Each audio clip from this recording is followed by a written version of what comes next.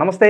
ఈరోజు మన స్టూడియోలో ప్రముఖ తంత్ర జ్యోతిష్యులు, జ్యోతిష రత్న, జ్యోతిష సామ్రాట్ చింతా రుక్మాన్ గదరావు గారు మనతో ఉన్నారు. గురుగారితో మాట్లాడదాం. నమస్కారం గురుగారు. మాతృదేవోభవ, పితృదేవోభవ, ఆచార్య దేవోభవ.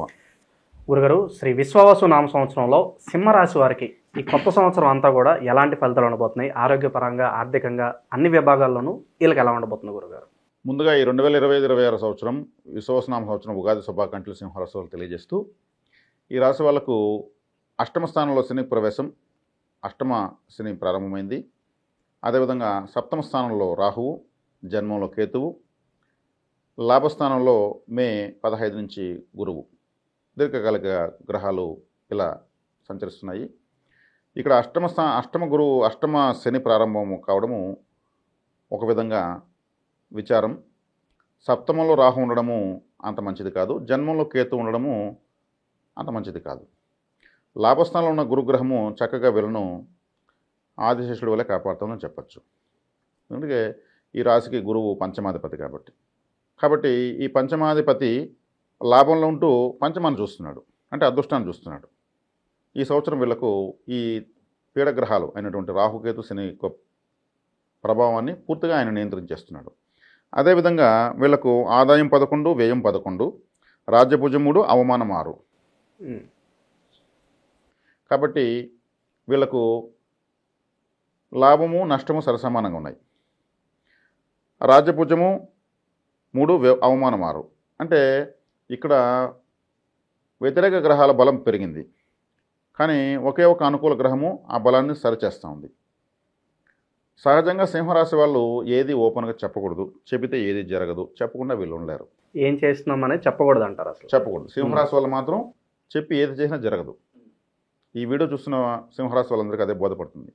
వీళ్ళు చెప్పారంటే జరగదు. సింహం కాబట్టి వాళ్ళు హుందాగా ఉండాలి, చేసి చూపించాలి. వీళ్ళు వేరే వాళ్ళకి ఉపయోగపడిపోతారు, పొగడ్తలకు పడిపోతారు. నువ్వు ఇది అంటే ప్రాణమైన 100 సార్లు ఇచ్చేస్తారు. అక్కడే వీళ్ళు నష్టపోతారు. ఇంకొకలాగా దిగజారి బతకలేక వీళ్ళు అటనే పరిస్థితులు అనుకూలించకపోతే మాత్రము చాలా క్షోభను అనుభవించే నష్టాల్లో ఉంటారు. వీళ్ళు పరిస్థితులు బాగలేదని తెలిసినా వీళ్ళ చుట్టూ భజన చేసి వీళ్ళు మళ్ళీ కూడా చేతులు తిన్నట్టు తినేస్తారు సమాజంలో. వీళ్ళకు దిగజారి బతికేది తెలీదు, అటనే గోప్యంగా బతకడం తెలియదు. Open book. వీళ్ళ యొక్క వీక్నెస్ పొగడ్త. గ్రహరాజు రవికి సంబంధించిన రాశి కాబట్టి వీళ్ళు దీన్ని సెర్చ్ చేసుకోవాలి. అదేవిధంగా సప్తమ స్థానంలో రాహు ఈ రాశికి ప్రధాన శత్రువు. ఎందుకంటే రాష్ట్రాధిపతిని పీడించేటువంటి గ్రహము. రాహుకేతువులు రవిని గ్రహణంగా బాధిస్తాయి. రవితో రాహు కలిసిన మాసమే గ్రహణ మాసం అవుతుంది, రవితో కేతు కలిసిన మాసమే గ్రహణ మాసం అవుతుంది. కేతుగ్రస్త గ్రహణము, రాహుగ్రస్త గ్రహణం అంటారు. కాబట్టి పట్టు విడుపు స్నానాలు చేస్తూ ఉంటారు. కాబట్టి ఆ రాహుకేతువులే జన్మంలో సప్తమంలో ఉన్నారు. వీళ్ళు కేర్ఫుల్గా ఉండాలి. సింహం కేర్ఫుల్గా ఉండడంలో చాలా దిట్ట. 4 వైపులా సింహావలోకనం అంటారు, అలా ఉండాలి. ఎంతున్నా కానీ రాహువు మీకు ఒక విధంగా జిత్తులు మారే ప్లానెట్. అది హిప్నటిస్ట్. రాహు మాయ చేస్తాడు. ఈ మాయల నుంచి వీళ్ళు కేర్ఫుల్గా ఉండాలి. కాబట్టి వీళ్ళు ఈ రాశి వాళ్ళు, ఈ రాశిలో ఉన్నటువంటి విద్యార్థులు కానీ, ఉద్యోగస్తులు కానీ, స్త్రీలు కానీ, పురుషులు కానీ, రాజకీయ నాయకులు కానీ మోసానికి గురయ్యే అవకాశం ఉంది. నమ్మక ద్రోహం జరిగేదానికి అవకాశం ఉంది. తత్సంబంధమైనటువంటి గ్రహము సప్తమ స్థానంలో ఉండడమే. సప్తమ స్థానము అంటే ఒక ఫంక్షన్, ఒక స్టేజ్, ఒక వివాహము, ఒక జీవిత భాగస్వామి, ఒక వ్యాపార భాగస్వామి, ఒక సహచరులు, 10 మంది కూడేటువంటి ప్రదేశము. కాబట్టి వీళ్ళు ఏదైనా ఈ సంవత్సరం ఏదైనా ఫంక్షన్కి వెళ్ళి వస్తే దిష్టి తగిలినట్టు ఇంట్లో వచ్చి పడిపోతారు. వీళ్ళకు యూరినరీ ప్రాబ్లమ్స్ వచ్చేందుకు అవకాశం ఉంది. కాబట్టి వీళ్ళు చక్కగా నీటి దానము, అంటే నీటి దానం అంటే వేసవికాలము ఎక్కడైనా వీళ్ళు చలివేంద్రాలు పెట్టచ్చు. అదేవిధంగా వీళ్ళకు కులదైవ అనుగ్రహం చాలా ఎక్కువ ఇప్పుడు ఈ సందర్భంలో అవసరం. కులదైవము అంటే కొంతమంది వెంకటేశ్వరుడిని, నరసింహస్వామి అనుకుంటున్నారు. అలా కాదు.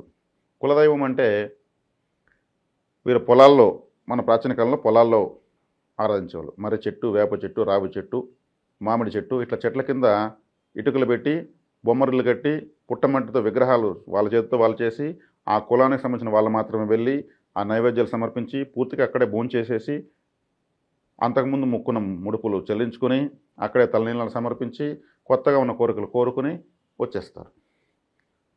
కాబట్టి కులదైవారాధన చాలా ముఖ్యం. కులదైవాన్ని మర్చిపోతే మాత్రం ఈ సంవత్సరం వీళ్ళకు ఫలితాలు లేవు. ఇక గురుగారు, ఈ సంవత్సరం అంతా ఆ విద్యార్థులకు, వ్యాపారస్తులకు, నిరుద్యోగులకు వీళ్ళకి ఎలా ఉండబోతుంది? చెప్తున్నాను కదా, మోసానికి గురయ్యే అవకాశం ఉంది, జాగ్రత్తగా ఉండాలి. మోసగించేటువంటి గ్రహం సప్తమంలో ఉంది. ఏది నాకు వద్దు అనేటువంటి గ్రహము లగ్నంలో ఉంది, అంటే రాశిలో ఉంది. కేతువుకి ఏ కోరికలు ఉండవు. కోరికలు లేని ఏకైక గ్రహం కేతువే.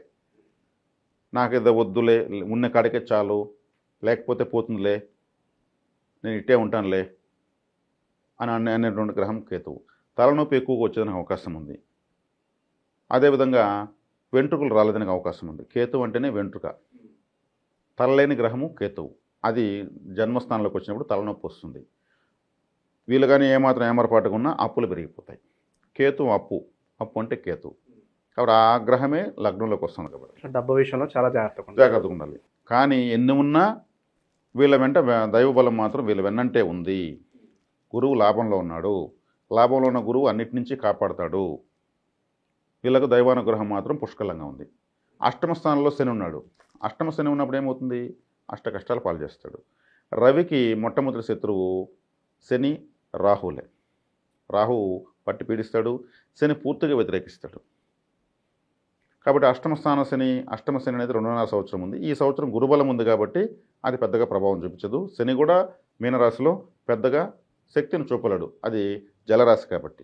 ఇక వ్యాపార పరంగా గురుగారు ఎలాంటి వ్యాపారాలు పెట్టుకుంటే బాగుంటుందంటారు వీళ్ళు సంవత్సరం? ప్రస్తుతం వీళ్ళు చేస్తున్న వ్యాపారాలే గుట్టు గోప్యంగా చేసుకోవడం బెటర్. కొత్త వ్యాపారాలు ప్రారంభించకపోవడం మంచిది. కొత్త వ్యాపారాలు ప్రారంభిస్తే ఈ సంవత్సరం మనకు ఆదాయాలు లేవు అని అనుకోని ప్రారంభించడం మంచిది. ఎందుకంటే మనకు రాహు సప్తమంలో ఉన్నాడు. సప్తమంలో రాహు ఏం చేస్తాడు? వ్యాపార భాగస్వామి అన్నాను, సమాజము అన్నాను, అంటే కస్టమర్స్ కావాల్సిన సమాజం నుంచే. ఆ సమాజంలో రాహు ఉన్నాడు. మోసగించేదానికి, అంటే వీళ్ళు వ్యాపారం పెడితే తీసుకునే స్టాక్ ఇచ్చేటువంటి వాడు కూడా మోసగించవచ్చు.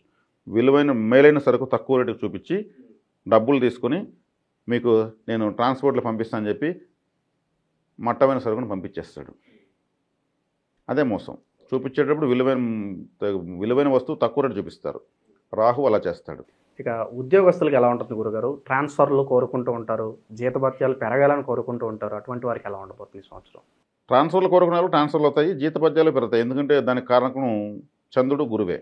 ఎందుకంటే 12వ స్థానము కర్కాటకము, చంద్రుడు తిరుగుతూనే ఉంటాడు. ట్రాన్స్ఫర్లు అయితే మాత్రం వీళ్ళకు బాగానే వస్తాయి. ఇంకా జీతభత్యాలు పెరగడంలోనూ ప్రమోషన్లు, ఇంక్రిమెంట్లు ఇవంతా కూడా వస్తాయి. ఎందుకంటే గురువే, డబ్బు కారకుడు గురువే కాబట్టి, ఆయన లాభంలో ఉన్నాడు కాబట్టి ఆ విషయాల్లో వీళ్ళకు ఫలితాలు అయితే ఖచ్చితంగా వస్తాయి. ఇక శుభకార్యాలు లైక్ పెళ్ళిళ్ళు, గృహప్రవేశాల పరిస్థితి ఏంటి గురుగారు? పెళ్ళిళ్ళు, గృహప్రవేశాల పరిస్థితి అంటే వీళ్ళకు వీళ్ళ వ్యక్తిగత జాతకం చూసుకోవడం బెటరు. ఎందుకంటే 3 గ్రహాలు వ్యతిరేకంగా ఉన్నాయి. గురువు మాత్రం శుభస్కంగా ఉన్నాడు. ఆయనైతే శుభకార్యాలకు అవకాశం ఇస్తాడు.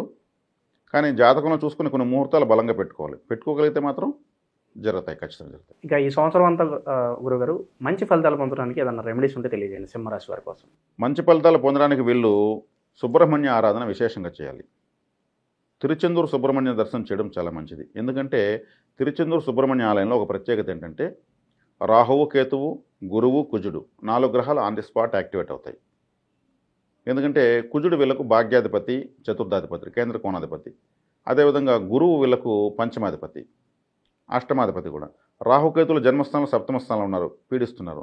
ఆలయానికి వెళ్ళేటప్పుడు అక్కడికి వెళ్ళిన తర్వాత ఒక 2 రబ్బర్ పాములు తీసుకెళ్ళాలి. ఫ్యాన్సీ స్టోర్లు అమ్ముతారు. ఒకటి రాహువు, ఒకటి కేతువు. అది సముద్రం కాబట్టి సముద్రంలో ఇసిరేసేయాలి. ఆ దోషాన్ని వీళ్ళు ఏం చేస్తున్నారు? సముద్రంలో కలిపేస్తున్నారు. అక్కడ సముద్రం దగ్గర వీళ్ళ ఎడమకాల కింద మట్టి తీసి 3 సార్లు సముద్రంలో వేసేయాలి. అంటే మన చెడ్డ, ప్రతి ఒక్కరి చెడ్డ వాళ్ళ ఎడమకాల కింద ఉంటుంది. అంటే సముద్రంలో కలిసింది ఇంకా కలిసిపోయినట్టే. దోషాన్ని అయితే పారేయాలి సముద్రంలో. చక్కగా తలనీళ్ళు ఇచ్చేసి సముద్ర స్నానం చేసి స్వామివారే స్నానం చేసిన ఒక బావి ఉంది అక్కడ. సుబ్రహ్మణ్య స్వామి బావిలోడాడు అక్కడ. సాక్షాత్ దేవుడే. ఆయన స్నానం చేశాడు. ఆ బావిలోకి వెళ్తే 3 బకెట్ల నీళ్ళు పోస్తారు మన పైన. ఇంకా ఆ దెబ్బతో వీళ్ళకున్న అన్ని దోషాలు పోతాయి. ఈ సంవత్సరం విశేషమైన ఫలితాలు వస్తాయి. రాహువుకి, కేతుకి వీళ్ళు చక్కగా ముగింపు పలికారు. ఇంకా వీళ్ళు అనుకూలించాల్సిన కుజుడికి అనుగ్రహం వచ్చేస్తుంది. ఆల్రెడీ యోగిస్తున్నటువంటి గ్రహానికి విశేషమైన బలం వస్తుంది. అష్టమంలో సముద్రంలో ఉన్నటువంటి శనేశ్వరుడు కదా, మీనరాశి, మీనరాశి అంటే సముద్రం. అక్కడే ఉన్న సుబ్రహ్మణ్యేశ్వరుడి దగ్గరికి వెళ్తే ఈ శనేశ్వరుడు వ్యతిరేకంగా పనిచేయడు. అన్ని యొక్క వ్యతిరేకతలు మొత్తం ఒక్క తిరుచెందూరు సుబ్రహ్మణ్య ఆరాధన వల్ల మాత్రమే జరుగుతుంది. సముద్రము అంటే ధైర్య, వీర్య, విజయస్థానం. చాలా శక్తివంతమైనది, ప్రపంచం అంతా అల్లుకొని ఉంటుంది సముద్రం. అక్కడ పరిహారం చేయడం వల్ల వీళ్ళు ఎటువంటి ఇబ్బంది లేకుండా హ్యాపీగా విజయ పతాకాన్ని ఎగరవేయచ్చు. ఓవరాల్గా సింహరాశి వారికి సంవత్సరం అంతా కూడా ఎలాంటి ఫలితాలు ఉంటాయో మీ మాటలో చాలా అద్భుతంగా వివరించారు గురు.